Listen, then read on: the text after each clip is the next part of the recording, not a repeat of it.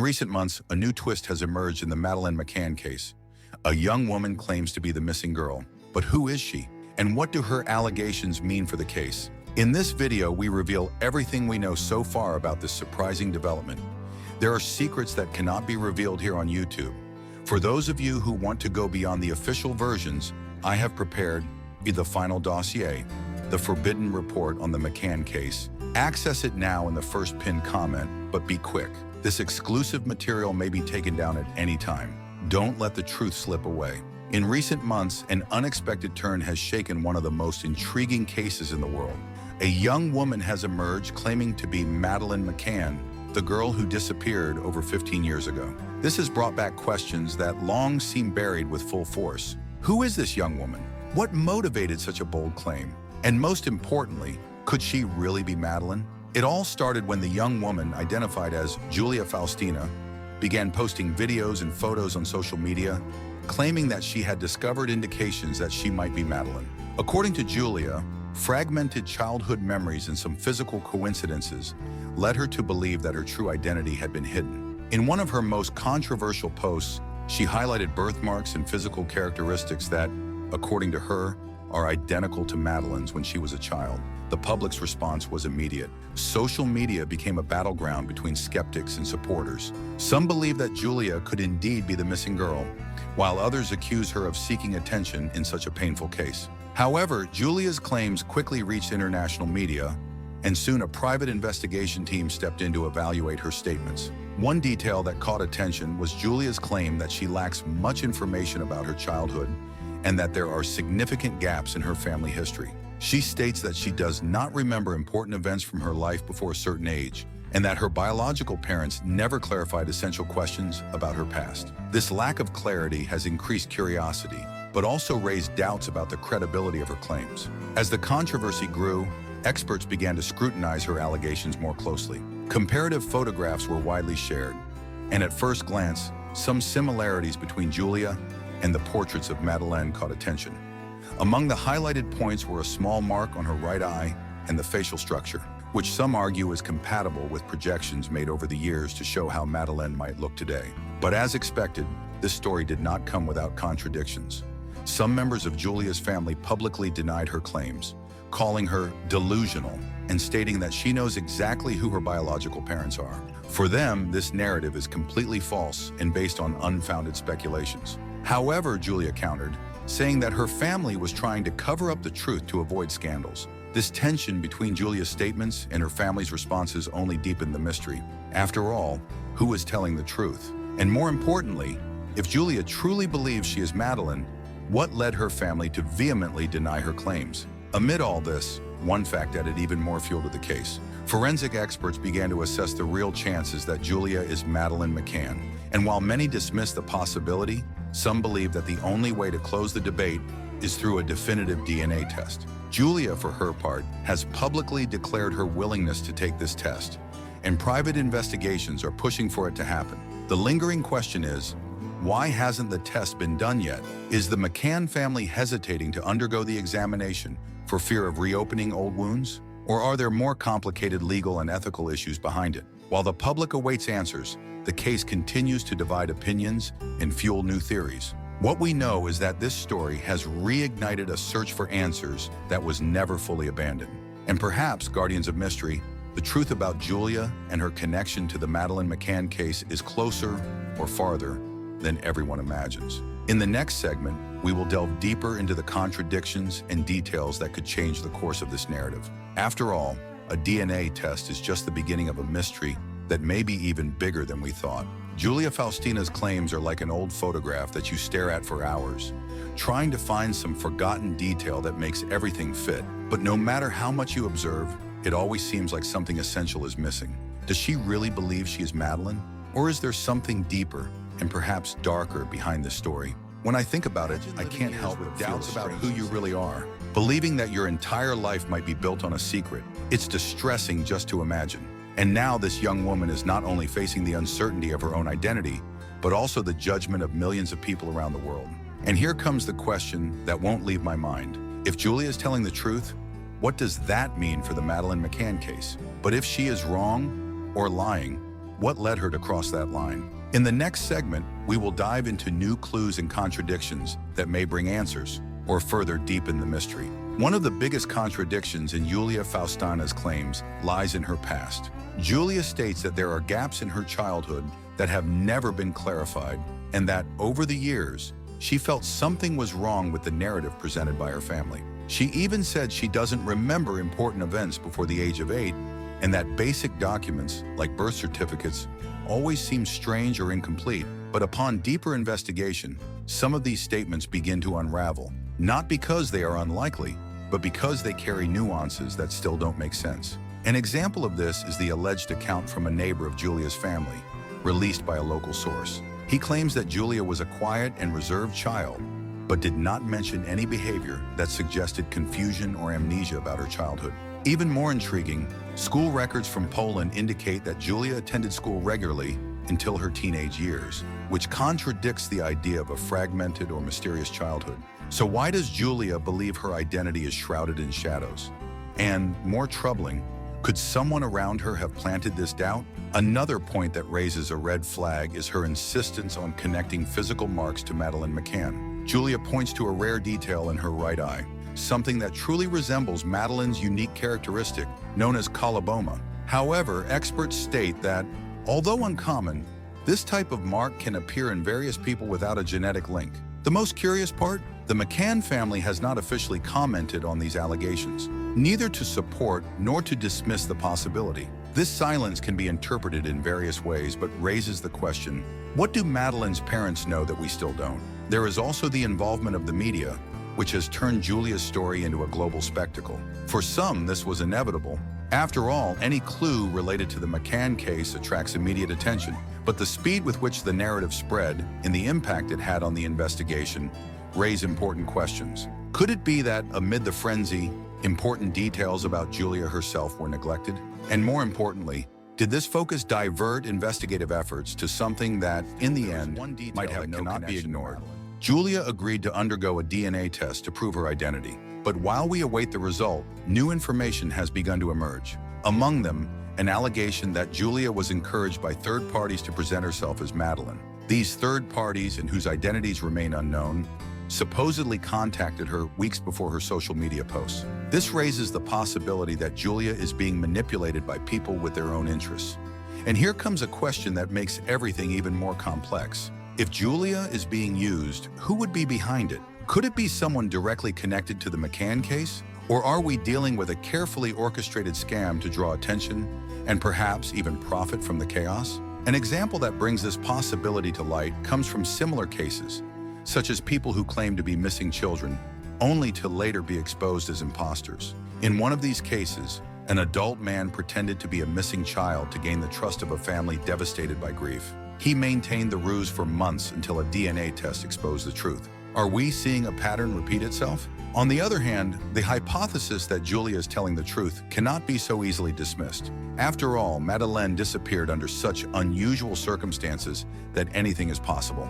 And although many believe that the chances of Julia being Madeleine are remote, the story is far from being as simple as it seems. In the end, we are faced with a puzzle where each piece seems to open a new layer of doubts. And what makes it even more unsettling is that, while we investigate Julia, Madeleine McCann's true whereabouts remain a mystery. Could this young woman have a real connection to the case? Or are we once again facing a distraction in a search that has already encountered numerous detours? Julia Faustina's claims lead us to think of a case that still echoes in the history of disappearances, that of Stephen Stainer, a 7-year-old boy who was kidnapped in California in 1972. Stephen was held captive for 7 years, during which his identity was completely altered. When he finally managed to escape, he was unable to prove who he was. His own family briefly questioned whether that teenager could really be the missing boy. This shows how the perception of identity can be manipulated, especially in cases where fragmented memories and doubts about the past are central to the narrative. Stephen's story and others like it raise a question. How much truth can be lost in the chaos of a disappearance? In Julia's case, the doubt about her past and her insistence on connecting to the McCann case make us wonder if, like Stephen, she could have lived under a distorted version of her own history. But there is a crucial difference. While Stephen was rediscovered through his courage to escape, Julia faces the reality of trying to be accepted as someone who disappeared, and this completely changes the way we perceive her motivations. Another important reference comes from an even older case, that of Anna Anderson, a woman who, in the early 20th century, claimed to be Anastasia Romanov, the youngest daughter of the last Tsar of Russia. For decades, Anna was at the center of debates and investigations, claiming to have survived the massacre of her family. She convinced some people and split public opinion until a DNA test, decades after her death, proved that she was not who she claimed to be. This case reminds us that sometimes the desire to be someone, or to have answers, can be so powerful that it obscures the truth. Are we seeing something similar in Julia's case? And more disturbing, even with modern technology, can we still err in judging her story? Julia Faustina claims to be Madeleine McCann, but this statement has opened a labyrinth of possibilities and dilemmas. At the center of this twist are conflicting theories that divide experts and public opinion. Some of these theories suggest that Julia may indeed have lived a disappearance story she is unaware of, while others raise disturbing questions about her motivations and the intentions of those around her. One of the most discussed hypotheses is the possibility that Julia is being manipulated. Independent investigators point to the involvement of anonymous figures who supposedly encouraged her to make her claims publicly. These people might have seen the McCann case as an opportunity to draw attention or even profit from the chaos. If this is true, Julia could be both a victim and a protagonist in this narrative, used by third parties to fuel a media circus that only complicates an already theory-laden case. On the other hand, there is an intriguing point. Julia stated that there are gaps in her memory and fragments of recollections that she has never been able to understand. These claims, although they can be interpreted as inaccurate or even fabricated, that she also kidnapped as a child and grew up without knowing her true past. Cases like J.C. Dugard's, who was held captive for 18 years, prove that stories as absurd as they are unlikely can be real. But this is where the conflicts begin to arise. While some disappearance experts believe that the possibility of Julia being Madeleine should be thoroughly investigated, others warn that the physical similarities and the presented indications are insufficient. This lack of consensus creates constant tension, where each side tries to impose its view on a mystery that, so far, resists any solution. Another point that intensifies the debate is the behavior of the McCann family. Since Julia's claims began, Madeleine's parents have remained silent. This silence is interpreted in opposite ways. For some, it reflects the exhaustion of dealing with false leads that only prolong the family's suffering. For others, it indicates that they might be considering the possibility, but are waiting for concrete evidence before speaking out. There is also the issue of the DNA test. Why hasn't it been conducted yet?